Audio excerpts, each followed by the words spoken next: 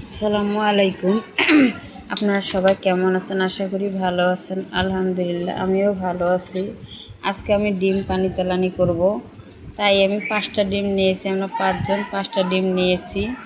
এখন আমি ডিম তেল গরম হয়ে গেছে আমার মা ডিম পাঠিয়ে দিয়েছে, তো আমার বড় বোনের কাছে, তাই আমার বড় বোন ডিম নিয়ে এসেছে, হাঁসের ডিম। আমি এখন অগ্রিম পানি তেলানি করবো। আমি এই যে পেঁয়াজ আদা বাটা করে রেখেছি লবণ দিয়ে, সেগুলো দিলাম। আমার এই যে পেঁয়াজটা কষানো হয়েছে ভাজা ভাজা। এখন আমি এখানে মরিচের গুঁড়ো দিলাম। মরিচের গুঁড়ো আমি একটু ঝাল বেশি খাই, তো তাই একটু মরিচের গুঁড়োটা বেশি দিলাম। এখন দিব পরিমাণ মতন হলুদ। এখন দিব জিরের গুঁড়ো দিব 1 চামচ।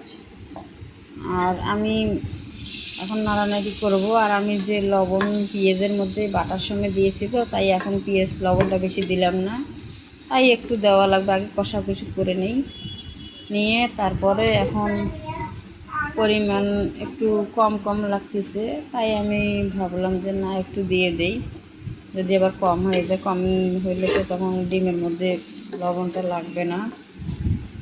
এখন আমি মশলাটা কষে নিব। কষানো হলে তারপরে আমি পানি দিয়ে দেব।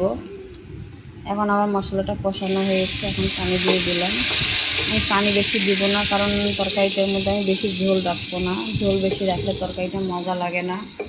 এখন আমি তরকারিটা আমার পানিটা যখন কষানো হয়ে যাবে, থকবগাবে, তখন আমি ডিমটা ভেঙে দেব।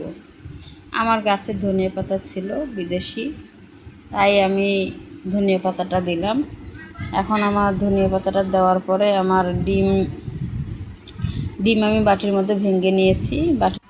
বাটির মধ্যে ভেঙে নিয়েছি, তাই আমি ভেঙে নেওয়ার পরে ওখানে ঢালছি। কারণ বাটির মধ্যে ঢাললে আপনার ডিমের খোসা অনেক সময় পরে ওটা দেখা যায়, কিন্তু তরকারির মধ্যে ঢালার সময় তো ওটা দেখা যায় না। আমি এই কারণে তরকারি যখন রান্না করি ডিমটা আমি বাটির মধ্যে আলাদাভাবে ভেঙে নিই। দেখেন ডিমের খোসা টোসা সব বোঝা যেতেছে যে কোনটা কী। এইভাবে আমি 5টা ডিমে ভেঙে নিয়েছি। এই দেখুন আমার রান্নাটা হয়ে গেল। মাশাআল্লাহ, দেখছেন আমার তরকারিটা রান্না করে ফেলালাম। এখন আমার মেয়েরা তো খাওয়ার জন্য প্রস্তুত যে আম্মু কখন খাবো। আর ওদের হাঁসের ডিমের পানি তেলানিটা খুবই মজাদার লাগে। আপনারাও বাসায় খেয়ে দেখিয়েন, অনেক স্বাদ। আসসালামু আলাইকুম, ভালো থাকবেন আর আমার জন্য দোয়া করবেন। আলহামদুলিল্লাহ, আল্লাহ হাফেজ।